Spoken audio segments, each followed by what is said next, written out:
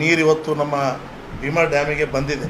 ಅದು ಶ್ರೇಷ್ಠ ನಮ್ಮ ರಾಜ್ಯದ ಪ್ರಧಾನ ಕಾರ್ಯದರ್ಶಿಯಾದ ಶಿವಕುಮಾರ್ ಅಣ್ಣವರಿಗೆ ಅಂತೇಳಿ ತಮ್ಮ ಮಾಧ್ಯಮ ಮೂಲಕ ಹೇಳಲು ಬಯಸ್ತಾ ಇದ್ದೀನಿ.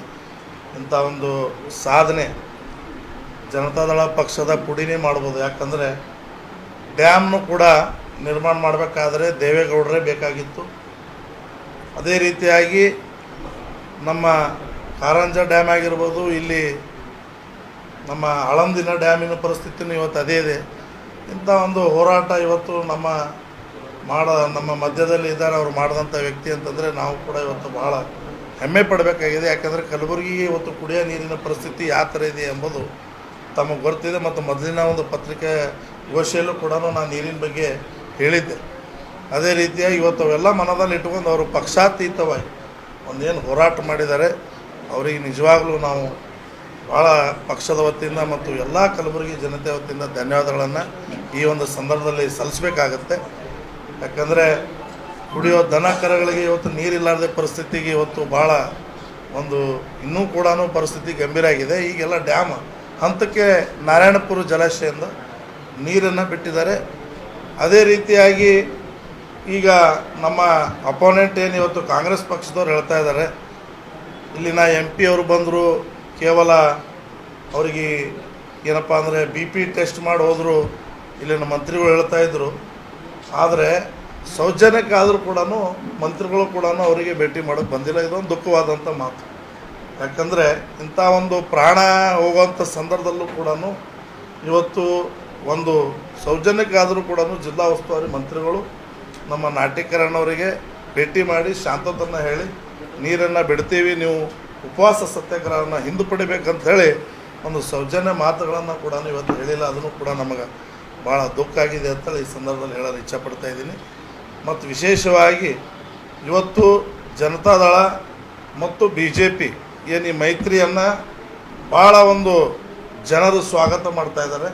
ಯಾರು ಮುಳುಗುವ ಪಕ್ಷ ಅಥವಾ ಮುಳುಗುವ ಹಡಗು ಏನು ನಮ್ಮ ಮೇಲೆ ಇವತ್ತು ಟೀಕೆ ಟಿಪ್ಪಣಿ ಕಾಂಗ್ರೆಸ್ದವ್ರು ಏನು ಮಾಡ್ತಾ ಇದ್ದೀರಿ, ಅದರದ್ದು ಫಲಿತಾಂಶ ಬಂದ ಮೇಲೆ ತಮಗೆ ಅರಿವಾಗುತ್ತೆ ಎಂಬ ಮಾತನ್ನು ತಮ್ಮ ಪತ್ರಿಕಾ ಮೂಲಕ ನಾನು ಹೇಳಲು ಇಚ್ಛಪಡ್ತಾ ಇದ್ದೀನಿ. ಅನೇಕ ಇವತ್ತು ನೀರಿಗಾಗಿ ಪರದಾಡ್ತಾ ಇದ್ದೀವಿ. ಇವತ್ತು ಬಸ್ ಫ್ರೀ ಕೊಟ್ಟಿದ್ದೀವಿ, 5 ಗ್ಯಾರಂಟಿಗಳು ಕೊಟ್ಟಿದ್ದೀವಿ. ಅದ್ರ ಮೇಲೆ ಮತವನ್ನು ಏನು ಇವತ್ತು ಕೇಳಕ್ಕೆ ಕಾಂಗ್ರೆಸ್ದವ್ರೇನು ಹೋಗ್ತಾ ಇದ್ದಾರೆ. ನಿಜವಾಗ್ಲೂ ತಾವೆಲ್ಲ ಹಳ್ಳಿಗಳಲ್ಲಿ ನೋಡಿದ್ರೆ ಯಾರಿಗೂ ಫ್ರೀಯಾಗಿ ನಮಗೆ ಬೇಕಾಗಿಲ್ಲಪ್ಪ, ನಮ್ಮ ಸ್ವಾಭಿಮಾನ ದುಡ್ಡದಿಂದ ನಾವು ಆರಾಮಾಗಿದ್ದೀವಿ. ಇವತ್ತು ಬಸ್ಸಲ್ಲಿ ನಮಗೆ ಡಬಲ್ ಫೇರ್ ಮಾಡಿದ್ದಾರೆ, ಗಂಡಸರಿಗೆ ಹೆಣ್ಮಕ್ಳಿಗೆ ಫ್ರೀ ಮಾಡಿದ್ದಾರೆ. ಬಸ್ಸಿಗೆ ಪ್ರಯಾಣ ಮಾಡೋರು ಯಾರು? ಹೆಚ್ಚಿನ ಸಂಖ್ಯೆಯಲ್ಲಿ ಹೋಗೋರು ಗಂಡಸರು. ಯಾಕಂದ್ರೆ ಅವ್ರ ಕೆಲಸ ಕಾರ್ಯಗಳನ್ನು ಇರ್ತಾರೆ. ಇವೆಲ್ಲ ವಿಚಾರಗಳನ್ನು ಇವತ್ತು ನಾವು ಎಲ್ಲ ತಾಲೂಕಾ ಮಟ್ಟದಲ್ಲಿ ಹಳ್ಳಿಗಳಲ್ಲಿ ಹೋದಾಗ ಇವೆಲ್ಲ ಅನೇಕ ವಿಚಾರಗಳನ್ನು ಕೇಳ್ಪಡ್ತಾ ಇದ್ದೀವಿ. ಇದೇ ಜನರ ಮುಂದೆ ನಮ್ಮ ಎಲ್ಲ ಎರಡೂ ಪಕ್ಷದ ನಾಯಕರುಗಳು ಒಗ್ಗೂಡಿ ಇವೆಲ್ಲ ಮಾತುಗಳನ್ನು ಏನು ಜನ ಹೇಳ್ತಾ ಇದ್ದಾರೆ ಅದಕ್ಕೆ ಜನನೇ ಅದಕ್ಕೆ ಉತ್ತರ ಕೊಡ್ತಾರ ಈಗಿನ ಮುಂದಿನ ಈ MP ಚುನಾವಣೆಯಲ್ಲಿ ಅಂತೇಳಿ ನಾನು ಈ ಸಂದರ್ಭದಲ್ಲಿ ಹೇಳಿ, ಮತ್ತು ಅನೇಕ ಜನರು ಕೂಡ ಇವತ್ತು ನಿರಾಶರಾಗಿದ್ದಾರೆ. ಯಾಕಂದರೆ ಅವೇನು 2,000 ರೂಪಾಯಿ ಮಹಿಳೆಯರಿಗೆ ಬರ್ತಾ ಇತ್ತು, ಅದಕ್ಕೆ ಭಾಳಷ್ಟು ಫಾರ್ಮಾಲಿಟಿ ಮಾಡಿದ್ದಕ್ಕಾಗಿ ಸರಿಯಾಗಿ ರೀತಿಯಿಂದ 3 ತಿಂಗಳು 4 ತಿಂಗಳಾದರೂ ಕೂಡ ಹಣ ಬರ್ತಾ ಇಲ್ಲ ಅಂತೇಳಿ ನಮ್ಮನ್ನು ಕೇಳ್ತಾ ಇದ್ದಾರೆ. ನಾವು ಹೋದಾಗ ನಾವು ಏನು ಹೇಳ್ಬೇಕು ಅದಕ್ಕಂತಂದ್ರೆ ಆಯ್ತಪ್ಪ ಬರುತ್ತೆ ನೋಡೋಣ ತನ್ಬೇಕಾಗಿ. ಯಾಕೆ ಸರ್ಕಾರ ಘೋಷಣೆ ಮಾಡಿದೆ, ಬಟ್ ಕೊಡೋಕ್ಕೆ ವಿಳಂಬ ಆಗ್ತಾಯಿದೆ. ಯಾಕೆ ಆಗ್ತಾಯಿದೆ ಅಂಬೋದು ಅದು ಸರ್ಕಾರದವ್ರಿಗೆ ಉತ್ತರ ಕೊಡಬೇಕು. ಮತ್ತು ಲೈಟ್ ಬಿಲ್ಲು ಕೂಡ ಭಾಳಷ್ಟು ಜನ ಇವತ್ತು ಫ್ರೀ ಆಗಿದೆ ಅಂತೇಳಿ ಯಾರು ಹೇಳ್ತಾ ಇಲ್ಲ. ಹೆಚ್ಚಿನ ಲೈಟ್ ಬಿಲ್ಲನ್ನು ನಮಗೆ ಹೆಚ್ಚಿಗೆ ಬರ್ತಾ ಇದ್ದೀರಿ, ಮೊದಲು ಕಡಿಮೆ ಬರ್ತಿತ್ತು, ಈಗ ಉಲ್ಟಾ ಜಾಸ್ತಿ ಬರ್ತಾ ಇದೆ. ಈಗ ಯೂನಿಟಿಗೆ ರೇಟ್ ಜಾಸ್ತಿ ಮಾಡಿದ್ದಾರೆ, ಕಮರ್ಷಿಯಲಿಗರೆ ಪೂರಾ ಸಿಕ್ಕಾಪಟ್ಟೆ ಜಾಸ್ತಿ ಮಾಡಿದ್ದಾರೆ. ಇದು ಒಂದು ಕಡೆ ಮೂಗಿಗೆ ತುಪ್ಪ ಹಚ್ಚಂಥ ಕೆಲಸ ಇವತ್ತೇನು ಗ್ಯಾರಂಟಿ ಮುಖಾಂತರ ಮಾಡಿ ನಾವು ನುಡಿದಂಥ ನಡೆದಿದ್ದೀವಿ ಅಂತೇಳಿ ಏನು ಇವತ್ತು ಕಾಂಗ್ರೆಸ್ ಪಕ್ಷ ಹೊರಟಿದೆ. ಅದು ನಿಜವಾಗಲೂ ಇದ್ದಿದ್ದನ್ನು ನಡೆಸೋದು ಬಿಟ್ಟು ನುಡಿದಿದ್ದನ್ನು ನಡೆದಿದೆ ಅಂತ ಹೇಳಿದ್ಗೇನು ಹೇಳ್ತಾ ಇದ್ದಾರೆ. ಅದು ಕಷ್ಟದಲ್ಲಿ ಜನರು ಸಿಲುಕಿದ್ದಾರೆ. ಅದರದ್ದು ತೆರಿಗೆ ಹಣ ಇವತ್ತು ಸಿಕ್ಕಾಪಟ್ಟೆ ಲೂಟಿ ಮಾಡ್ತಾ ಇದ್ದಾರೆ. ತಾವು ನೋಡ್ತಾ ಇದ್ದೀರಿ, ಸಬ್ ರಿಜಿಸ್ಟರ್ ಆಫೀಸಲ್ಲಿ ಒಂದು ಪ್ಲಾಟ್ ತೊಗೋಬೇಕಾದ್ರೆ ಡಬಲ್ ರೇಟ್ ಆಗಿದೆ.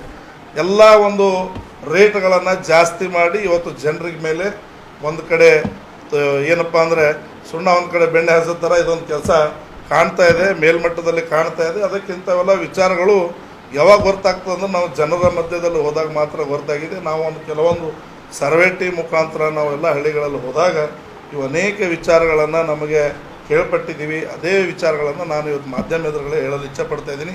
ಮತ್ತು ರಾಜಾರೋಷವಾಗಿ ಇಲ್ಲಿನ ಇದ್ದಂಥ ಮಂತ್ರಿಗಳ ಕ್ಷೇತ್ರಗಳಲ್ಲಿ ಇವತ್ತು ಕೋಡ್ ಆಫ್ ಕಂಡಕ್ಟ್ ಆಗಿದೆ ಅಂದರೂ ಕೂಡ ಸ್ಯಾಂಡ್ ಮಾಫಿಯಾ ಸಂಪೂರ್ಣವಾಗಿ ನಡೀತಾ ಇದೆ. ಅದಕ್ಕೆ ಇಲ್ಲಿವರೆಗೆ ಕಡಿವಾಣ ಇಲ್ಲ. ಅವರೇ ಒಂದು ಕಾರ್ಯಕರ್ತರುಗಳು ಓಪನ್ ಆಗಿ ಇವತ್ತು ಸ್ಯಾಂಡ್ ದಂಧೆಯನ್ನು ನಡೆಸ್ತಾ ಇದ್ದಾರೆ. ಯಾಕೆ ಇದಕ್ಕೆ ಕಡಿವಾಣ ಹಾಕೋಕ್ಕೆ ಮುಂದಾಗ್ತಾ ಇಲ್ಲ?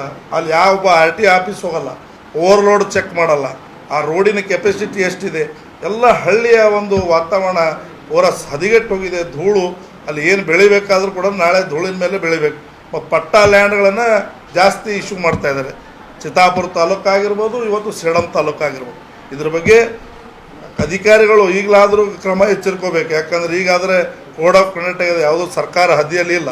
ಅದಕ್ಕೆ ಮಾನ್ಯ ಜಿಲ್ಲಾಧಿಕಾರಿಗಳಾಗಿರ್ಬೋದು, ಸಂಬಂಧಪಟ್ಟಂಥ ಎಲ್ಲ ಇಲಾಖೆದವರು ಈ ಸ್ಯಾಂಡ್ ಮಾಫಿಯಾಗಳಿಗೆ ಕಡಿವಾಣ ಹಾಕಬೇಕು. ಏನು ರೂಲ್ಸ್ ಪ್ರಕಾರ ಅನುಮತಿ ಕೊಟ್ಟಿದೆ ಅದನ್ನು ಮಾಡಬೇಕು.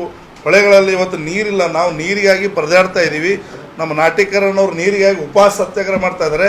ಇವರು ಹೊಳೆಯನ್ನು ಸಂಪೂರ್ಣವಾಗಿ ಖಾಲಿ ಮಾಡ್ತಾ ಇದ್ದಾರೆ ಸ್ಯಾಂಡ್ ಎತ್ತೋ ಮುಖಾಂತರ. ನೋಡಿ ಯಾವ ವಿಚಾರ ಎಲ್ಲೆಲ್ಲಿದೆ ಎಂಬುದು. ಹಿಂದೆ ಅವರೇ ಸರ್ಕಾರ ಬಗ್ಗೆ ಟೀಕೆ ಟಿಪ್ಪಣಿ ಮಾಡ್ತಾಯಿದ್ರು. ನೀವು ಯಾಕೆ ಸ್ಯಾಂಡ್ ನೀವು ಅಲ್ಲಿ ಹೊಡಿತಾ ಇದ್ದೀರಾ, ಬ್ಲ್ಯಾಕ್ ಹೊಡಿತಾ ಇದ್ದೀರಾ ಅಂತೇಳಿ ಅದೇ ನಾಯಕರುಗಳು ಹೇಳ್ತಾಯಿದ್ರು. ಇವತ್ತು ಅವರವರ ಕ್ಷೇತ್ರದಲ್ಲೇ ಇವತ್ತು ರಾಜಾರೋಷವಾಗಿ ಹಗಲ ರಾತ್ರಿ ಇವತ್ತು ಹೊಳೆ ಖಾಲಿ ಮಾಡೋಂಥ ಕೆಲಸ ಮಾಡ್ತಾಯಿದ್ದಾರೆ.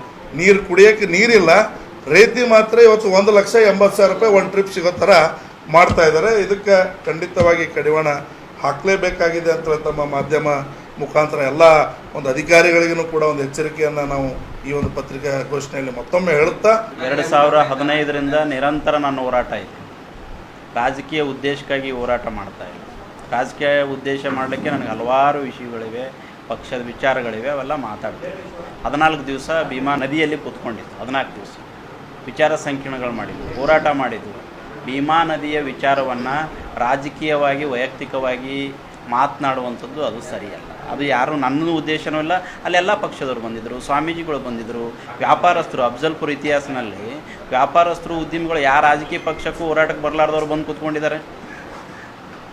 ಏನು ವೈಯಕ್ತಿಕ ಹಿತಾಸಕ್ತಿ ಅಲ್ಲ.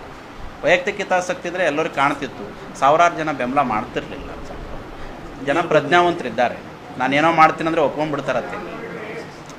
ಹಂಗೇನು ಅಂಥದ್ದೇನಿಲ್ಲ. ಯಾರೋ ಕುಚೇಷ್ಟಿಗಳು ತಮ್ಮ ಮನಸ್ಸಿಗೆ ಏನೋ ತಡೀತದೋ ಹಂಗೆ ಮಾತಾಡ್ತಾರೆ ಅಷ್ಟೇ. ನಿಮ್ಗೆ ಸತ್ಯ ಗೊತ್ತಾಗ್ತದೆ, ವಿಮರ್ಶೆ ಮಾಡಿರಿ. ನೀರಿತ್ತ ಇಲ್ಲ, ನೀರಿದ್ರೂ ಕೂತಿದ್ದೀನಿ ನಾನು.